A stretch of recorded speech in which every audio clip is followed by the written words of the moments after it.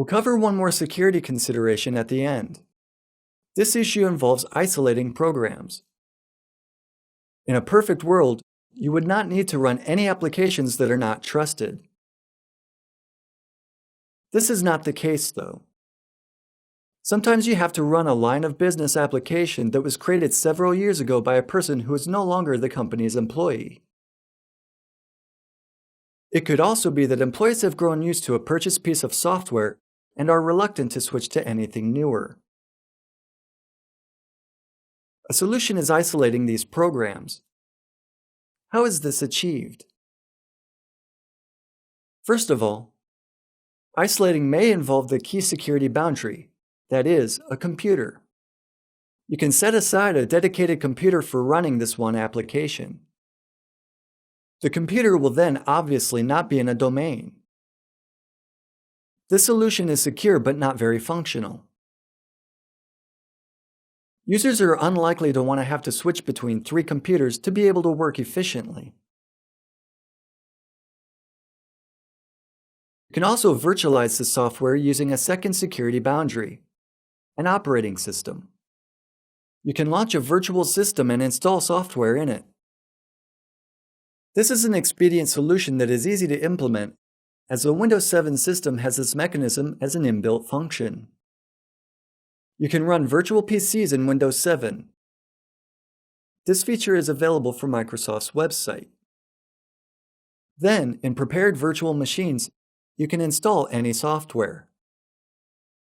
To make integration seamless, programs that are installed in virtual systems can be launched from the Start menu of a host system. After you click on an icon, a virtual machine is started in the background. The software is run in the virtual environment. Everything is working fine. The virtual machine is obviously not in a domain. The same passwords aren't stored there. It's quite secure. You can also give up standard security boundaries and attempt to isolate a program by running in a sandbox. One of the earlier lectures discussed the fact that Internet Explorer is to some extent sandboxed or isolated. This refers to Internet Explorer running at a low security level when it's in the protected mode. We also said that the sandbox isn't a true instance of isolation. An Internet Explorer process can read user data and forward it to the Internet but can't modify it. This usually isn't exactly what we want when we talk of data security.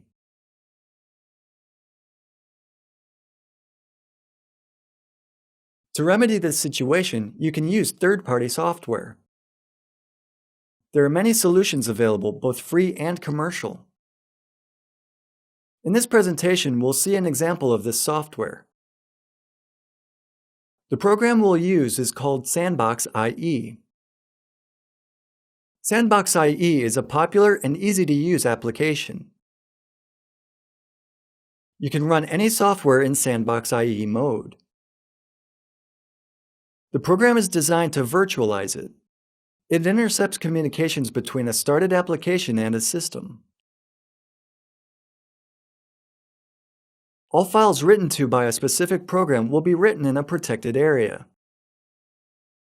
Sandbox IE will also disable a program from reading data that is outside the sandbox. The program addresses software isolation and security issues, as well as enhances privacy. You can clear a created sandbox at any moment and return to a point before configuration changes in the software were applied. Let's now quickly see how intuitive and transparent for a user it is to virtualize a program using tools like Sandbox IE. We'll select a program that we want to run sandboxed. It can be anything. We'll choose Wireshark. Don't simply run it. Select Run Sandboxed from the context menu. The option will appear after you install Sandbox IE. Next, you should select the sandbox in which the program will run. Usually, there's more than one sandbox. They can be created, for example, for specific applications if you don't want them to exchange data. we'll use the default sandbox. When you run your program, nothing is visibly changed from a user's standpoint. The program is running. You can see that it's virtualized and protected from the yellow border framing the program's window. Taking a look at the Sandbox IE menu, you can see that the program runs sandboxed. If it's necessary, you can delete the contents of the default sandbox or recover it to a prepared point. Sandbox IE provides a guarantee that a program you run has no direct chance of interacting with anything that is outside the sandbox. This is a simple and elegant solution. This module discussed administrative techniques and approaches for controlling user-run software. The module emphasized the importance of regular software updates. It also covered methods or system functionalities designed to determine what programs can be allowed to run and what programs will be blocked. This involved a discussion of rules that identify software and mechanisms that can allow you to run insecure programs in a relatively secure manner. This included virtualization and software isolation in a sandbox. Thank you.